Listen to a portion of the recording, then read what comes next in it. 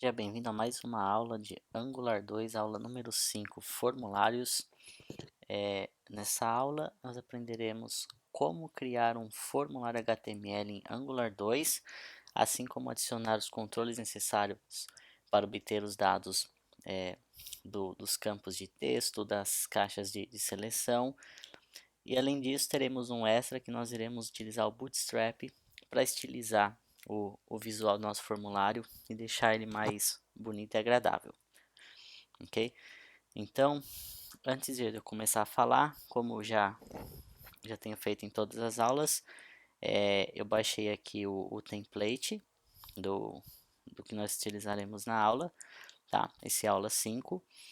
E enquanto eu começo a falar a definição, eu vou deixar o comando npm install sendo executado, para nós obtermos já todas as dependências, ok? Então, voltando aqui na aula, nós iremos fazer uma breve introdução do que nós iremos abordar, do que são formulários. Nós vamos falar um pouco de Bootstrap, como configurar o Bootstrap. Vamos criar um template base do nosso HTML. Vamos criar as classes de curso e aluno. Nós vamos fazer um formulário de cadastro de aluno, tá?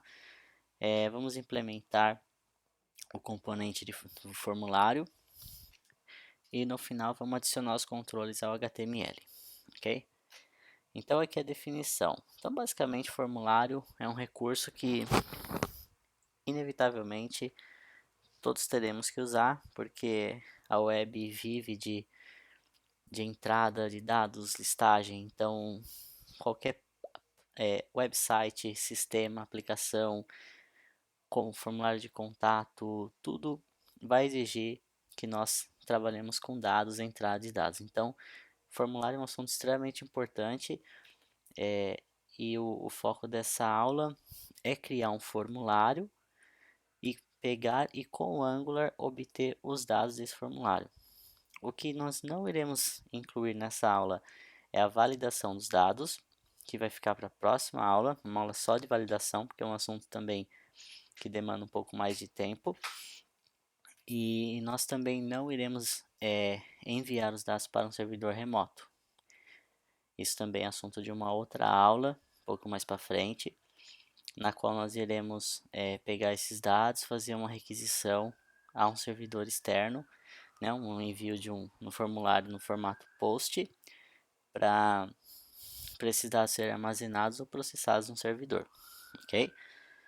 Então, a primeira passo aqui que nós vamos fazer é o Bootstrap. Então, o que é o Bootstrap?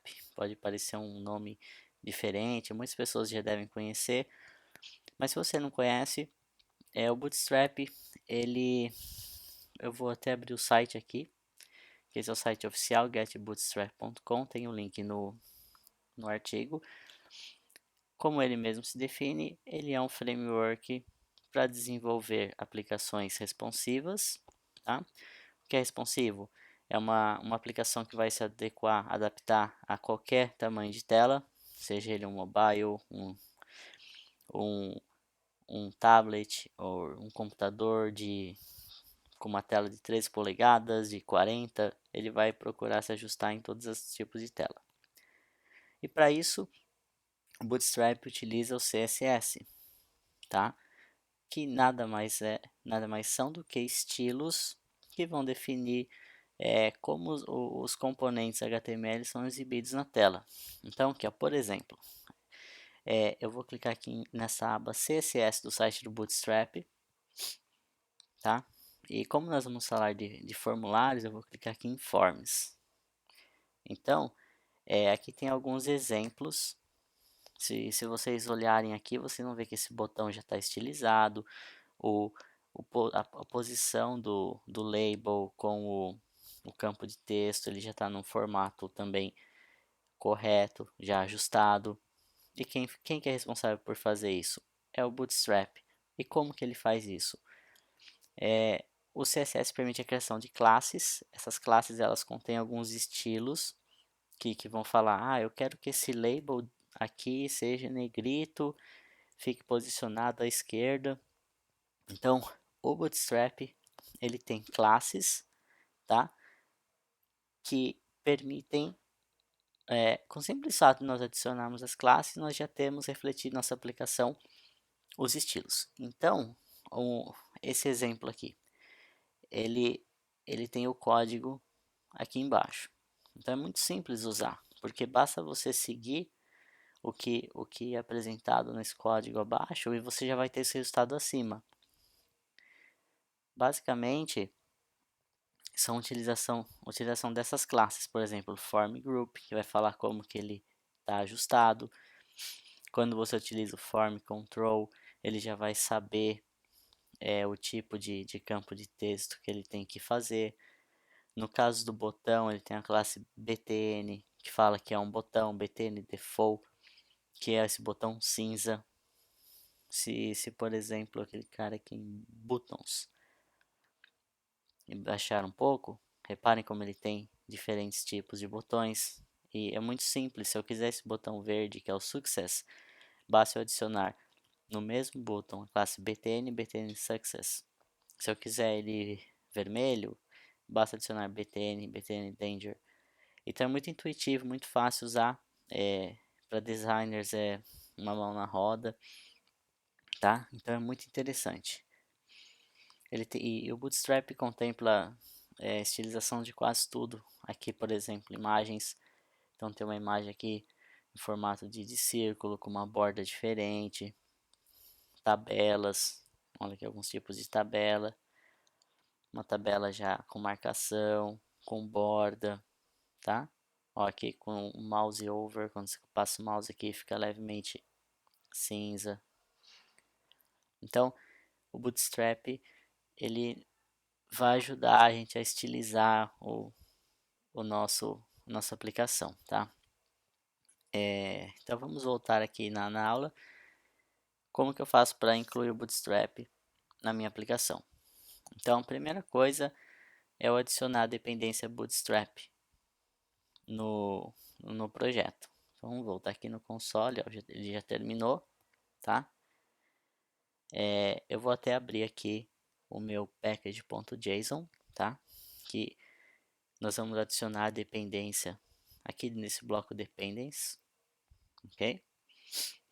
Então, o primeiro passo é digitar aqui o comando npm, que é um gerenciador de pacote, install, vai dar a instrução para instalar, bootstrap, que é o nome do pacote no repositório npm, e eu vou dar essa instrução --save, que é para instruir o npm a inserir a entrada no meu arquivo package.json. Então, eu executei aqui, ó, ele baixou o Bootstrap 3.3.6. Agora eu vou olhar aqui no meu arquivo package.json e reparem nessa linha 13 aqui, que foi adicionada a entrada Bootstrap. Então, sempre agora que eu executar meu comando npm install, pelo fato do Bootstrap estar aqui, ele já virou uma dependência do nosso projeto. E se olhar aqui em Node Modules, deve ter uma entrada aqui, Bootstrap com todos os arquivos. No nosso caso, nós só precisamos adicionar esse arquivo .css na aplicação, tá? Para usar talvez controles mais avançados, como calendário, provavelmente você vai precisar adicionar esse arquivo bootstrap.js também. Mas, como no nosso caso é só estilizar alguns componentes, para nossa aula, o que eu tenho que fazer é apenas adicionar o CSS. E onde eu devo adicionar esse CSS? Eu devo adicioná-lo no meu index.html, com essa instrução aqui, que eu vou copiar e referenciá-la no nosso index. Então eu vou abrir aqui o meu index.html, tá? Eu vou adicionar aqui em cima no arquivo CSS e salvar.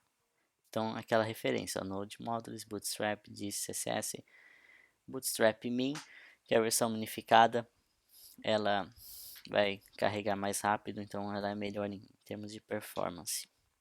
Ok? Então essa alteração que nós temos que fazer. Eu vou executar a aplicação com o TSC para ele compilar primeiro. E eu vou dar um npm start, que assim nós podemos ir acompanhando o desenvolvimento e também ter a certeza de que ele está funcionando corretamente, ok? Reparem que nesse template aqui no index ele já está com uma classe container, que é uma classe padrão do Bootstrap, para ele gerenciar assim, aonde nossa aplicação será exibida. Então, se vocês olharem aqui, vocês vão reparar que já tem uma margem, a fonte já está um pouco diferente, já tem um pouco do estilo do Bootstrap na nossa aplicação, ok? Então, com isso, o Bootstrap já está devidamente configurado e pronto para utilização. É muito simples. Então, é muito fácil, muito simples de configurar e o retorno é excelente, porque muitos desenvolvedores não... Geralmente, o desenvolvedor não tem muita aptidão para design, não sabe criar tela bonita. E usando o Bootstrap acaba criando interfaces bastante amigáveis, com um esforço mínimo. Ok? Então vamos aqui para o nosso tópico número 3, que é criar o template base. O template base, ele é o HTML do nosso formulário, com algumas classes do Bootstrap.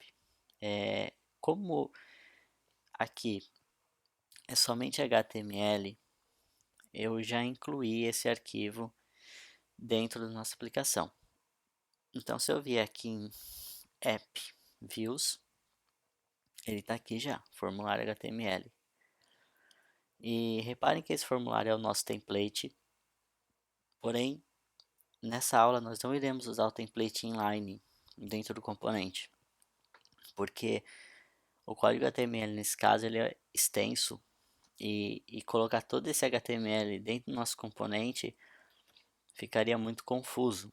Então nós vamos usar ele como um arquivo externo, tá? Então nós criamos aqui um arquivo, formulário.html, e nós vamos referenciar esse arquivo no nosso componente, como nós iremos daqui a pouco.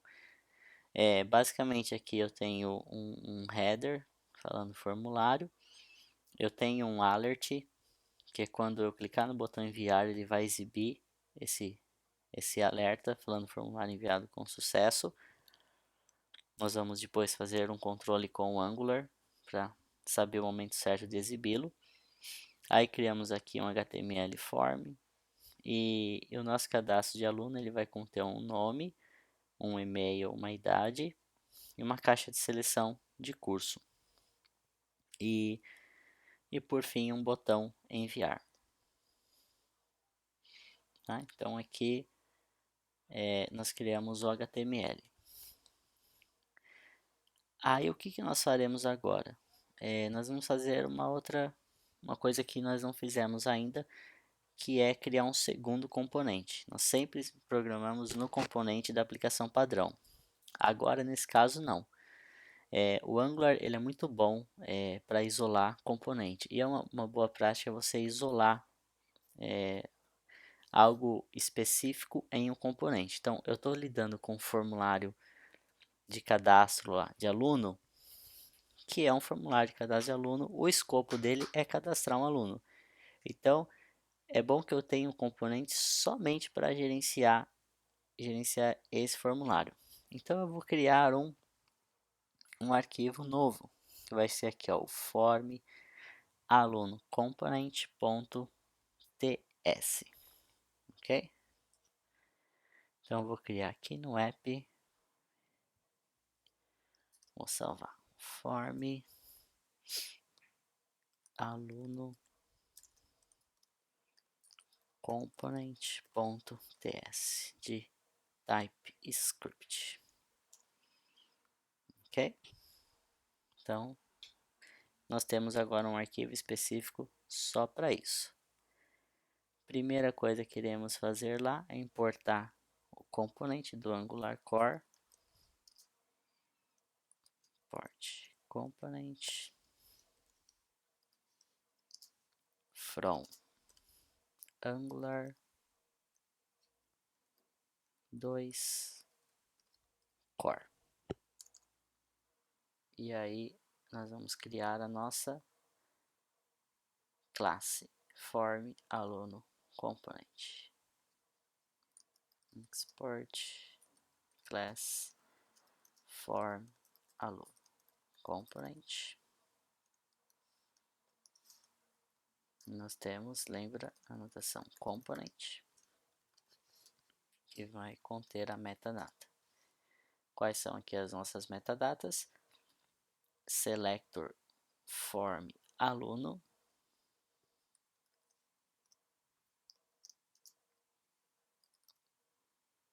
que é o nome da nossa tag, que é o atributo que nós iremos utilizar no nosso componente padrão para exibir o formulário, como nós iremos a seguir. E aqui nós sempre usamos o template para criar o template inline. Agora nós queremos referenciar um template externo, então nós iremos usar template URL e eu vou passar a localização do formulário, que está em app views formulário.html,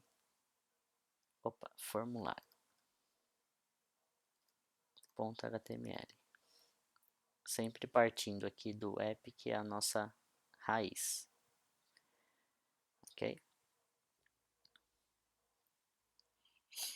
Então, com isso, nós criamos um componente específico para o formulário. As ações do formulário estarão dentro desse componente. E como que eu uso esse componente?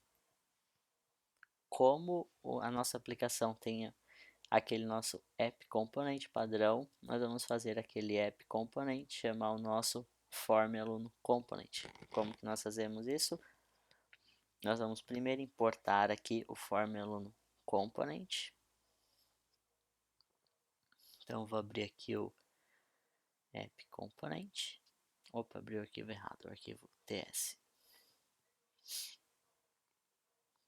Primeira coisa, eu preciso importar form aluno component from, está no diretório corrente, no mesmo diretório, então só preciso falar ponto barra para dizer que eu estou no mesmo diretório. Aqui. Então eu importei o meu componente. Eu tenho mais duas coisas a fazer ainda. A primeira é referenciar aqui em directives o meu componente, porque um componente ele também não deixa de ser uma diretiva. E o que é uma diretiva? Uma diretiva é algum bloco de código que vai se transformar e gerar alguma saída na tela do usuário. Então preciso adicionar aqui directives entre colchetes, porque ele é uma array form aluno component. Eu poderia colocar vírgula e adicionar 2, 3, quantos necessários, tá? E por fim, no meu template eu vou chamar a tag HTML com o nome que eu defini em selector lá no meu componente, que é form aluno. Então eu vou apagar aqui e vou botar form aluno form aluno. Vou salvar e visualizar a nossa tela. Ó, reparem que o formulário foi exibido. O que aconteceu aqui então? O Angular inicializa, ele chama o nosso componente padrão, que é o app component, tá? O app component, ele faz referência ao form aluno component. Então ele vai, quando ele executar, ele vai pegar e vai através desse template aqui, chamar a diretiva que é o nosso componente de formulário. E o nosso arquivo aqui vai ser chamado, vai pegar a view, devolver para ele, ele vai renderizar na tela. Então essa aqui é a nossa saída, o nosso formulário. Reparem o estilo, como ele está com um visual assim, bem agradável, por causa do Bootstrap, ok? Só que ele ainda não faz nada, nós não adicionamos nenhum controle a ele. Então tem um exemplo aqui de como ele vai aparecer. Agora nós vamos começar a mexer efetivamente no Angular para gerar todos os controles. A primeira coisa que eu vou fazer é definir dois objetos, curso e aluno. Vocês se lembram que é sempre bom representar um objeto em formato de classe, ok? Então, para isso eu vou definir curso e aluno. O curso vai conter apenas um código e um nome. E eu vou criar um novo diretório aqui, que eu vou chamar de modules, porque eu quero manter todos os meus modelos, minhas definições de objetos dentro de um diretório padrão. Então ele vai chamar curso.ts, ok? Então eu já tenho aqui curso TS e eu vou criar ele com código e nome. Então export class curso. Nesse caso eu vou usar aquela definição do TypeScript, que é bastante interessante para facilitar aqui a nossa vida e escrever menos, que é usando public código do tipo string, public nome do tipo string também, ok? Então com isso eu já tenho aqui a definição da minha classe curso. O curso eu vou utilizar aqui para popular essa caixa de seleção de cursos do aluno. E agora eu vou criar o aluno, que vai ter nome, e-mail, idade e curso. Então aqui no mesmo diretório eu vou criar um outro arquivo, chamar de aluno.ts e export class aluno constructor public nome. Eu vou usar o interrogação aqui para dizer que é um campo opcional, tá? Eu estou usando isso mais para facilitar mesmo, não teria tanta necessidade de usar ou não, vai depender muito da estrutura.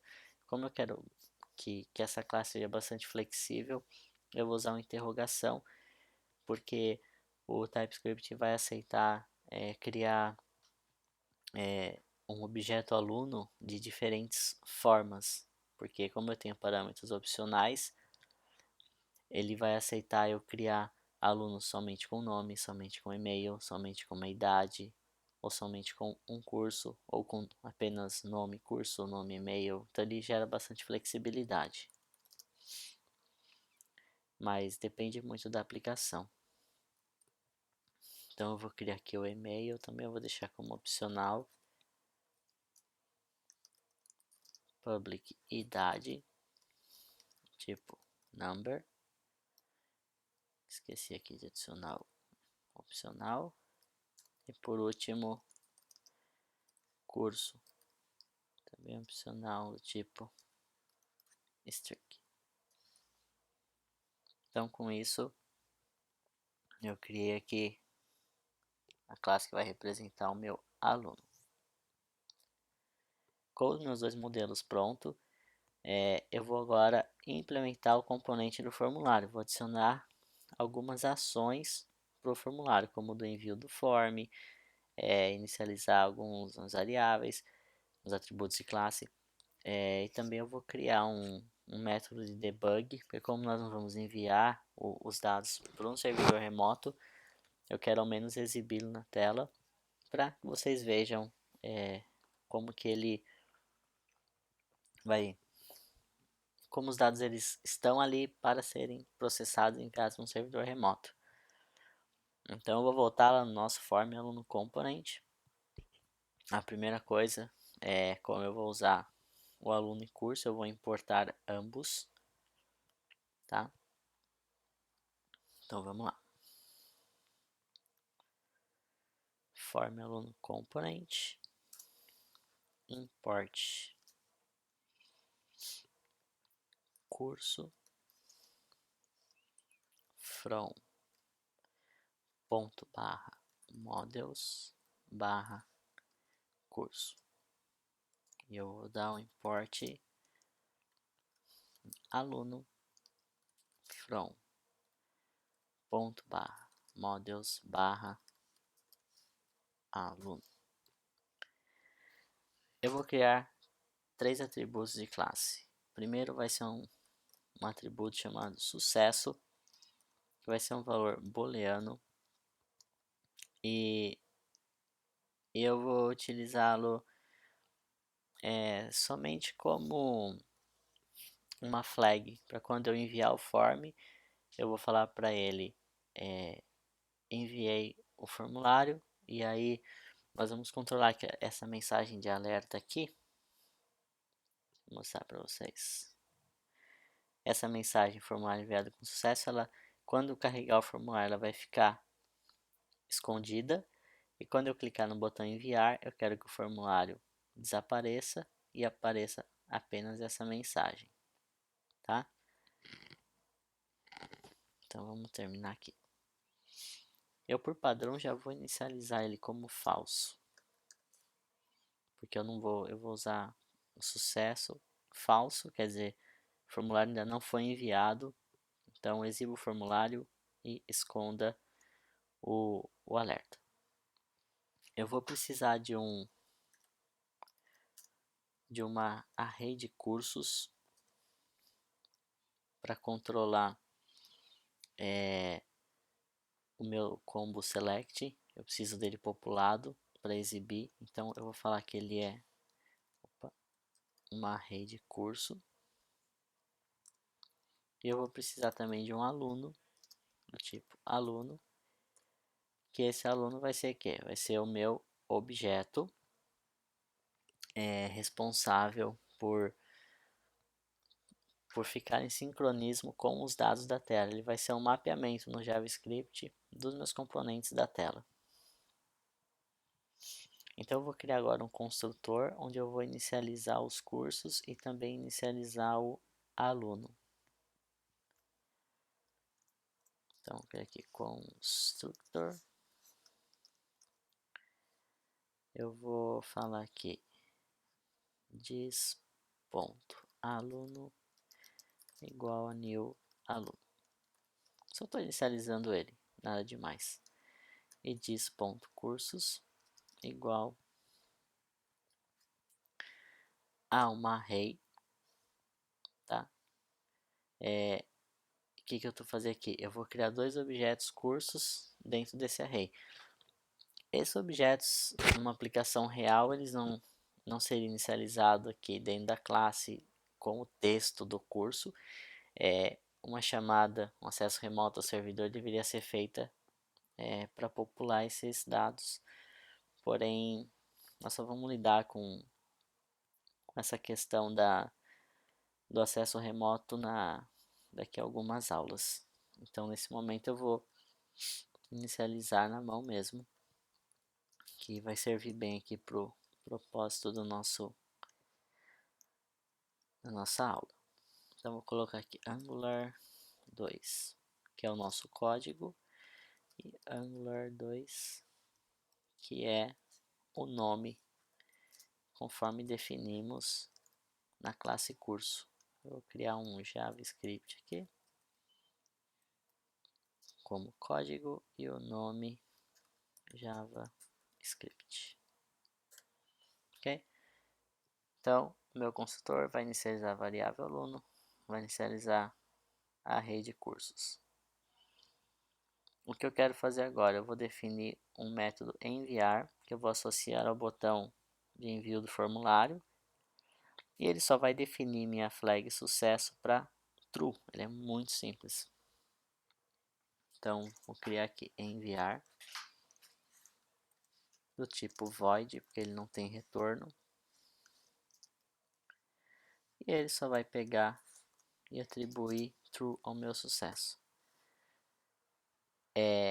Na aplicação real, é nessa hora que eu faria o meu acesso remoto ao servidor. Aqui eu faria a validação dos dados, que é o que nós vamos aprender na próxima aula. E os dados estando válidos, consistentes, eu pegaria essa informação e enviaria para um servidor remoto, seja para gravar um banco de dados ou fazer algum processamento. Como nós não vamos ter esse processamento aqui, eu vou criar um método de debug que ele só vai retornar o nosso aluno em um formato string através desse JSON stringify. Então vamos voltar lá. Eu vou criar esse debug, que, lembrando, ele é um método somente para o propósito da aula de visualização. Return JSON, que é um objeto do Angular 2, stringify dis.aluno. Então, o que esse comando aqui está fazendo? Ele vai pegar o objeto aluno, vai passar para essa classe utilitária do Angular, que vai pegar o objeto e converter numa array num formato, desculpa, ele vai converter em uma string num formato de visualização que eu possa exibir na tela e ele vai ficar legível, ao contrário no objeto que não seria exibido corretamente no HTML. Então reparem que o nosso formulário aluno component, ele que tem a lógica, a regra de negócio. O nosso componente padrão, ele apenas exibe o formulário, mas quem faz todos os controles do formulário em si é o nosso componente form aluno component, que é o propósito da nossa aplicação. Eu tenho meu formulário, eu quero um componente somente para controle dele. O meu outro componente padrão, a única responsabilidade dele é exibir os dados na tela, chamar o formulário. Então agora nós vamos aqui para a última parte da aula, que é adicionar controles ao HTML. Tá? Então nós vamos usar algumas diretivas do Angular, que nós estudaremos daqui a 2 aulas, que é uma aula só de template. Então nós vamos falar desse ngIf, o que é esse colchetes e parênteses, ngSubmit, ngModel e mais alguns controles. Então a primeira coisa, eu vou chamar esse ngDebug dentro do meu alert. Então agora nós vamos voltar aqui no... não está aberto aqui, eu preciso abrir o envios formulário. Agora sim. Então lembra no nosso alert, eu vou colocar um BR só para ele quebrar uma linha. E eu vou usar aqui o chaves duplas, porque é uma interpolação do Angular, chamando debug.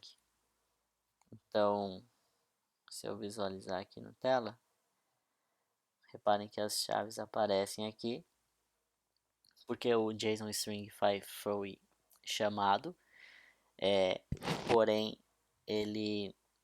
o objeto aluno apenas foi instanciado, ele não tem valor nenhum, então ele não tem nada para exibir, então ele está um objeto vazio aqui.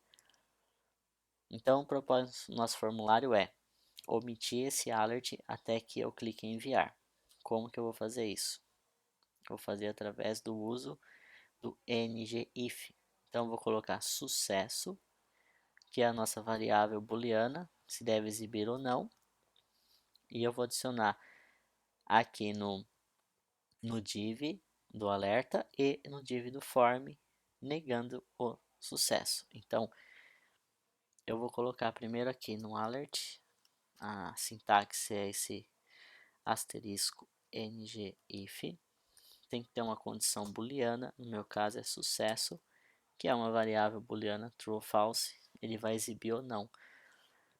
Quando eu faço isso, o Angular, ele costuma, ao invés de somente esconder, ele remove todo esse bloco de código do HTML, que acaba sendo melhor assim, em questão de otimização e até de performance. Ele só exibe na tela o que realmente ele está usando. E eu vou fazer o mesmo para o form, ng-if, sucesso, só que eu preciso falar que eu tenho que negar o sucesso. Então eu uso exclamação. Então eu vou voltar aqui na tela. Reparem que não existe nada aqui. O alerta foi omitido. Eu ainda não adicionei controles mapeando os campos da tela com o formulário. Então, vamos supor que eu digite alguma coisa aqui e eu clique em enviar. Você vê que nada acontece, porque eu ainda não adicionei controle nenhum. Então, o primeiro controle que eu vou adicionar é o ng-submit chamando o nosso método enviar.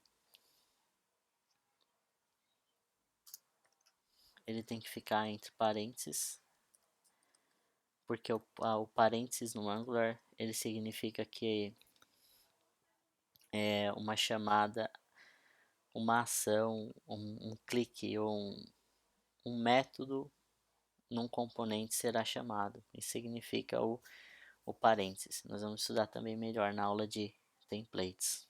Enviar. Ok? Então, como esse meu button é do type submit, quando eu clicar nele, o método submit do formulário vai ser chamado e o Angular vai pegar e chamar o nosso enviar. E o nosso enviar, ele vai setar o sucesso para true. E quando eu definir o sucesso para true, o campo de alerta vai ser exibido e o formulário ele tem que desaparecer. Então vamos ver se está funcionando aqui. Olha lá, funcionou. Então aconteceu justamente o que eu falei. Eu vou fazer o refresh na página. De novo, vou adicionar aqui um valor qualquer. Mas como ainda não criamos nenhum mapeamento, ao clicar em enviar, os dados aqui do aluno continuam vazios. O Angular ainda não sabe que esse objeto aluno tem que estar referenciando esse campo nome, e-mail, idade, que é o que nós faremos a seguir. Para fazer isso, nós utilizaremos o ngModel, com essa sintaxe, colchetes, parênteses, e passando o mapeamento de qual componente eu vou utilizar. Então, eu estou aqui em nome, eu vou utilizar, só para recordar aqui, colchetes, parênteses, ngModel, parênteses, colchete, aluno.nome. O que isso aqui está fazendo? O colchetes ou parênteses é o que nós chamamos de two-way binding. Então, o ngModel ele faz um mapeamento desse componente com algum atributo na classe, que no caso é o aluno, que nós definimos lá. E aluno.nome, porque eu estou sendo específico, eu quero que ele guarde direto no aluno.nome, diretamente no atributo nome da classe aluno. Como falado aqui para o ng submit, o parênteses ele significa que quando eu digitar um valor na tela, o Angular vai sincronizar com o model.